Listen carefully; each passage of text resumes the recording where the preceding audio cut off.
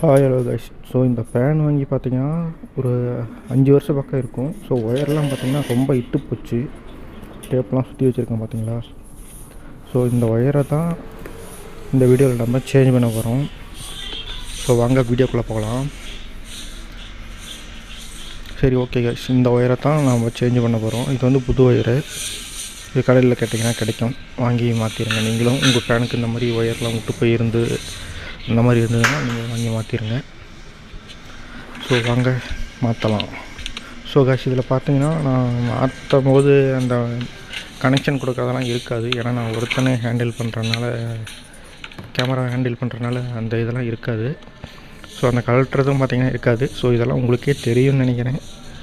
So நீங்கள் connection கொடுக்கும்போது என்ன பண்ணுறீங்கன்னா, கழட்டிட்டு ஒரு ஃபோட்டோ எடுத்து வச்சுக்கோங்க. கலர் மாற்றி கனெக்ஷன் கொடுத்துறாதீங்க. இது இந்த பவர் கேபிள்னால ஒரு பிரச்சனையும் இல்லை. அந்த கெப்பாசிட்டர்லாம் 2 ஒயர் 3 ஒயர் போகும், அதில் தான் பிரச்சனையாகும். ஸோ நான் கழட்டி உங்களுக்கு காட்டுறேன் பாருங்கள். ஸோ இந்த இதை பார்த்தீங்கன்னா கழட்டும் போதே மறுபடியும் இன்னும் ஒரு கவர் இருக்குது. ஸோ அதையும் கழட்டிட்டு தான் கழட்டணும். மொத்தம் 8 ஸ்க்ரூ கழட்டுற மாதிரி இருக்குது இந்த ஃபேனுக்கு.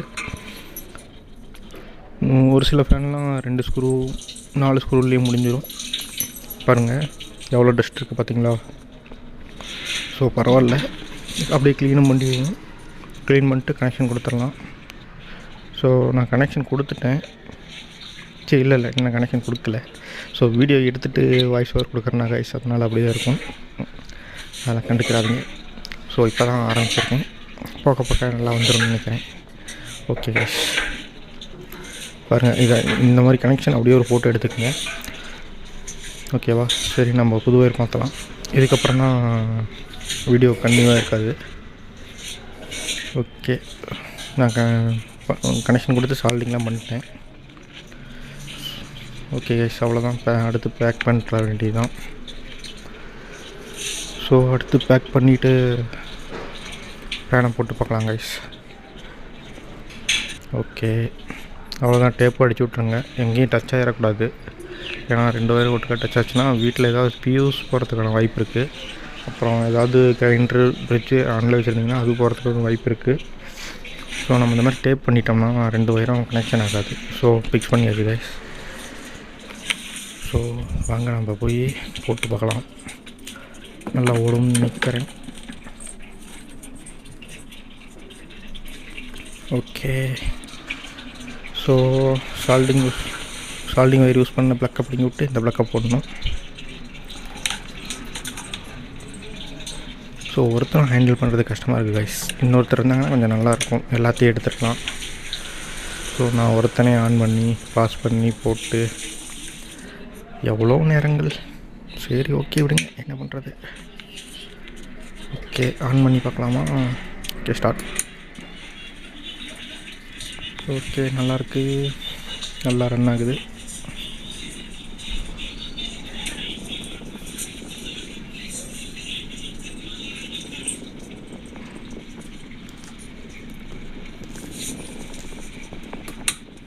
ஓகே, ஸ்பீடு வச்சு பார்க்கலாம், நல்லாயிருக்கு. ஸோ இந்த ஒயர் மாற்றுறதுக்கு பதிலாக எங்கள் அம்மா பேனையை மாற்றி கொடுங்க அப்படிங்குது.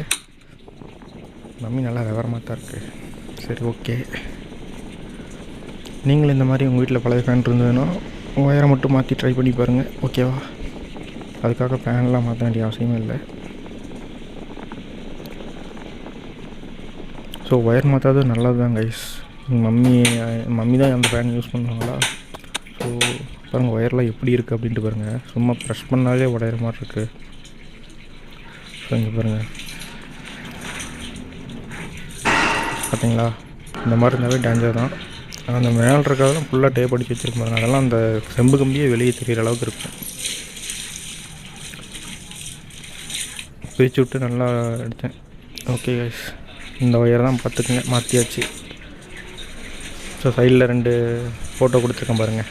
இந்த ஒயருக்கும் தான் காம்படிஷன்.